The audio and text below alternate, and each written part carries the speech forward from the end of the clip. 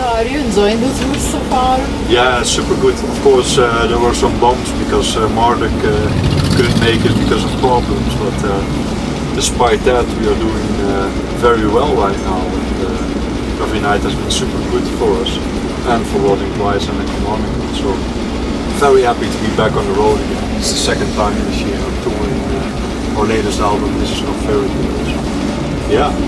Yeah, let's talk about the new album, the latest album. Yes. This is not Fairy Tale. How would you describe it? Well, it's kind of a monster because we have been doing some adventurous albums like Death Came to a Phantom Ship and Where the Corpses Sing Forever.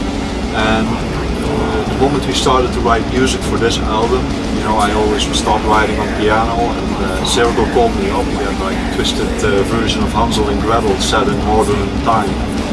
And just the tones coming out of the piano and I had in my mind were super dark. So this album has been much darker and much more aggressive than the previous one. So we shifted a bit more towards that kind of tone for this. And we're very happy with the result. And I think it's a really nice addition to our discography so far, which makes for a super nice mixture of songs during live sets. So, yeah. And behind the lyrics, besides the concept of Hansel and Gretel, yes, there is some other inspiration, or it's all about that? No, it's, I mean, there are even other fairy tales woven into the story, but also, you know, we watch movies, we talk about horror concepts all the time. You know, even when we are just sitting in the dressing room, discussing over gruesome things. Sometimes ideas pop up and we save it or write it down to implement. We did that as well in this story. So it's not following a narrative of Hansel and Gretel continuously. Some twists. We like to do. We like to make the story our own. That's how it goes. So many describe you as a symphonic black metal band. Do you agree with this? Yeah. It's funny because yesterday I did another interview and they also asked us about it. I think the term symphonic black metal is super general, like black metal in general. And lately we have been using the word for the genre horror metal. And I think every band is different. And of course you can hear black metal influences, but also death metal influences. We play a song called Sir John on this tour, and it's super death metal in a way. So. I think when you call us symphonic black metal, that's not completely obviously covering the content of what we do. But of course, if you have to pick something, it would be close. Yeah. But we think just like Carach Angren, we are storytellers, we love horror, and that's what we try to present on our albums and during live shows. How important is the image for the band? Super important, yeah. We just, I think it's even 50-50. Music is there, but when we go on stage, we think people deserve like almost a theatrical experience. Also tomorrow we will release a new video for When Crows Tickle Windows, and I think people are gonna love it because we are super hard on it. There's super much theatrics in there. It's like watching a movie.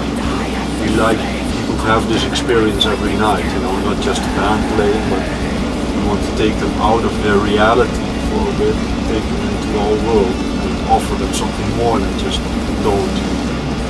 That's what we keep working for. So the image, what your question was, is super important. And what made you decide to become a musician? For me personally, it goes back many years when I was like 7 years old. We were rehearsing like little songs, short songs in primary school. We had to sing them, and then I came home and I had this little red mini keyboard and I started to play on it, and because I memorized the melodies of these actual songs, and my mom noticed this, like, hey, you memorize this so well, maybe you have talent, and I'm very lucky that she encouraged that. I got a bigger organ. Eventually I got keyboard lessons, and that's how I rolled into the whole thing. Only in my teens I got connected to metal, discovered that keyboards can actually be a part of metal music. I got super inspired by soundtracks, classical composers, so that's where everything came together, and I have been developing this ever since. So now other projects like Next Video, the orchestra for Pain, which came out yesterday. I worked on arrangements, and so I'm in a very lucky position to be able to contribute so much to the music world.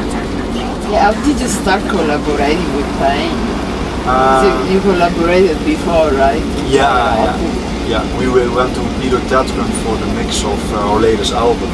And at one point he mailed me like, hey, this orchestra sounds amazing, where did you record it? Which was a big compliment because I made it with my own equipment at home. So that was really cool, and he said maybe I have a project coming up, and that was actually Lindemann until and I worked with them, really nice experience. From this came also the question to Pain this year. Peter is an amazing musician, so I'm very glad to be working with him. So maybe you will collaborate with him. I hope, I'm open for everything, so it will be really cool, yeah. Speaking about the future, what are your plans after this tour? This one is very long, this tour. Yes. We do with, after this we go with all over US. All over US, we basically live here now. Yeah. And then we go to Mexico, we have a Mexican tour coming up, 4 shows, headlining tour.